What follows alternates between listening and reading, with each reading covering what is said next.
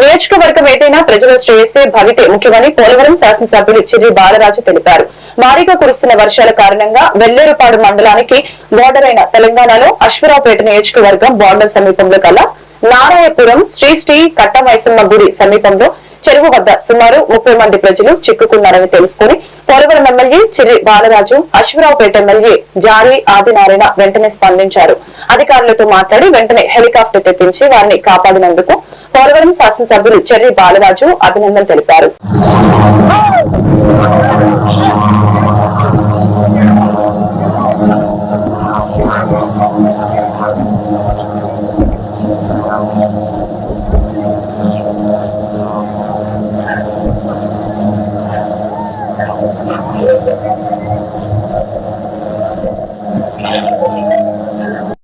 ఎక్కడైతే రుద్రంకోట దగ్గర ఉన్నటువంటి బాగు దగ్గర ఒక కారు చెట్టుకుపోయి 2 పిల్లలు ఎక్కడ చిక్కుకున్నారని చెప్పేసి బావగారు ఫోన్ చేశారు, ఎమ్మెల్యే గారు ఫోన్ చేసిన వెంటనే నేనేం చేశానంటే మన దగ్గర వెళ్ళినటువంటి నీటి ప్రవాహం వల్ల వాళ్ళు పట్టుకుపోయారు కాబట్టి వెంటనే అధికారులతో కలెక్టర్ గారితో మాట్లాడి ఇమీడియట్ గా ఆ సిబ్బందిని మా పక్కన తరలించిన.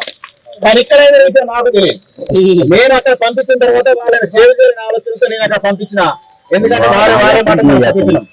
ఇక్కడికి వచ్చిన తర్వాత నాకే మాట అందించారు. లేదు నేను ఇక్కడ కూడా మనం చాలా చిక్కుకుపోయి ఉన్నారని చెప్పి చెప్పిన తర్వాత వెంటనే